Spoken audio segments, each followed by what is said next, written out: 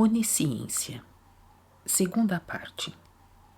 Por ocasião de cada transformação, o Criador ofereceu aos espíritos humanos em amadurecimento novas revelações até então desconhecidas por eles, que deviam servir para a ampliação do saber, a fim de que seus espíritos, com o conhecimento ampliado, se tornassem capazes de se soerguer às alturas luminosas, de onde saíram outrora inconscientemente como germes espirituais. Contudo, sempre foram somente poucos aqueles que se mostraram dispostos a receber com gratidão as descrições vindas do divino e que, por meio disso, puderam ganhar valor e força espiritual tanto quanto era necessário para os seres humanos. A maioria de todos os seres humanos recusou essas altas dádivas de Deus, em sua limitação sempre crescente de compreensão espiritual. As épocas de tais transformações universais sempre estiveram ligadas ao grau dos respectivos amadurecimentos da criação. O amadurecimento da criação, no desenvolvimento segundo a sagrada lei de Deus, foi cumprido sempre com toda a exatidão.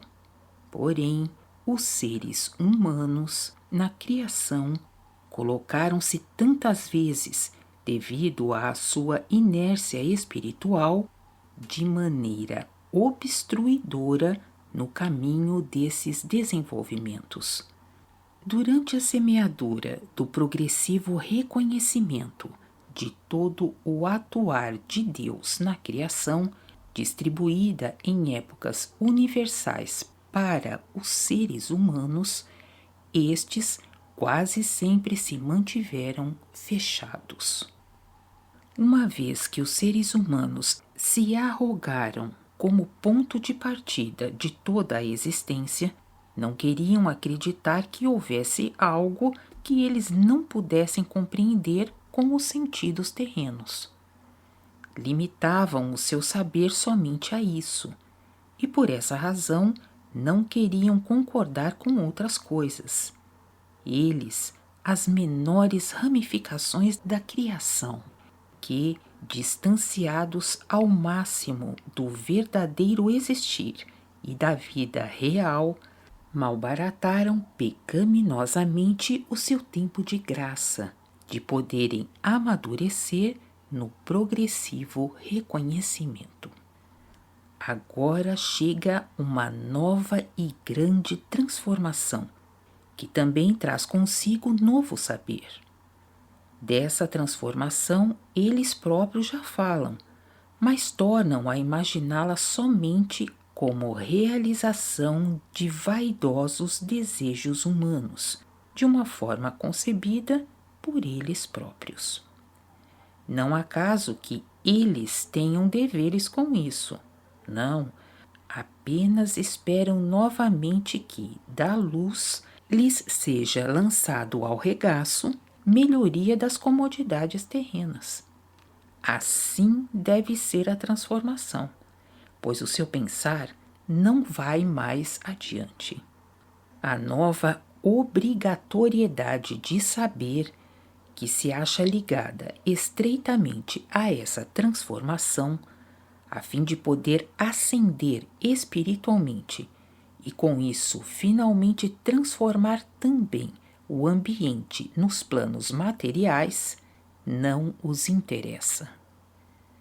O que não existia até agora recusam simplesmente, devido à indolência de seu espírito.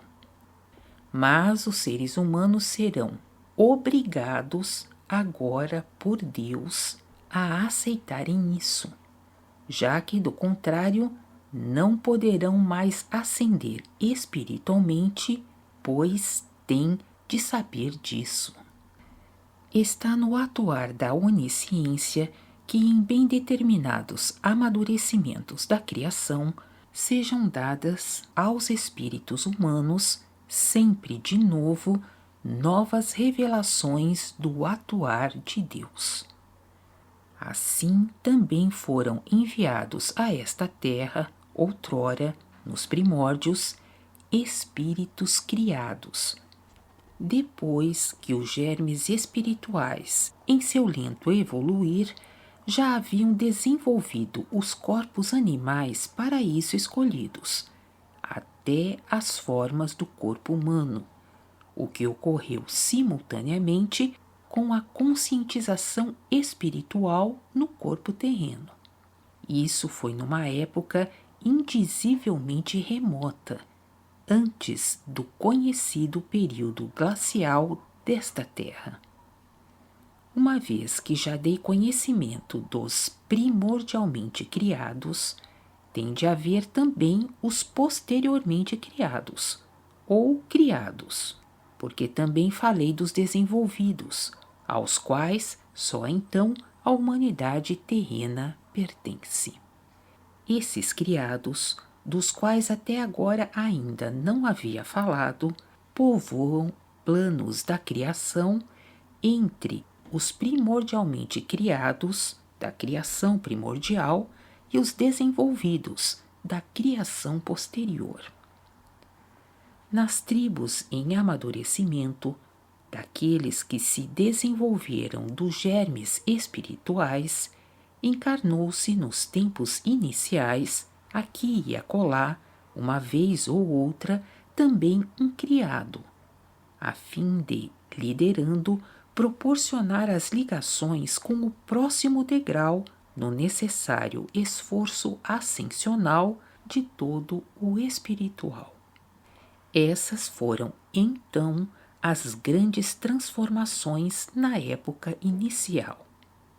Mais tarde surgiram os profetas, como agraciados. Assim trabalhou o amor universal proveniente da luz, a fim de, auxiliando, assistir os espíritos humanos nas épocas dos respectivos amadurecimentos da criação, mediante sempre novas revelações, até que, afinal, veio também a sagrada notícia sobre o que é divino e o seu atuar. Desse modo, na atual efetivação da grande transformação universal, também sobrevém a absoluta necessidade da ampliação do saber.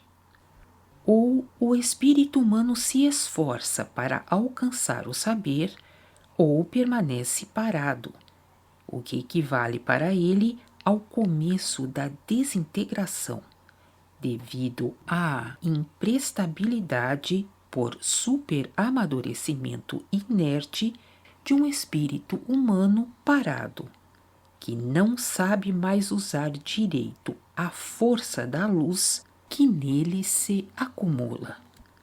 Assim, aquilo que pode ajudar e que ajudaria torna-se para ele destruição, como qualquer energia erradamente aplicada. Deus é o Senhor, tão somente Ele, e quem não quiser reconhecê-lo com humildade, assim como Ele realmente é, e não conforme vós o imaginais, esse não poderá ressurgir para a nova existência.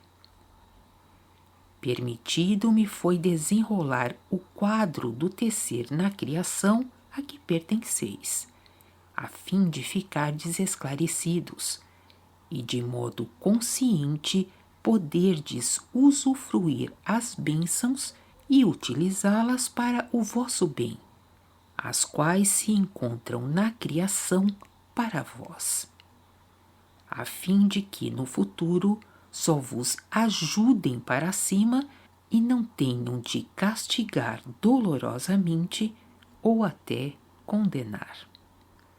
Agradecei ao Senhor que se lembra de vós com tanto amor. permitindo-me dizer-vos com a mensagem aquilo que vos ajuda e também aquilo que vos é perigoso. Mostrei-vos aqueles caminhos que conduzem aos páramos luminosos. Agora, segui por eles.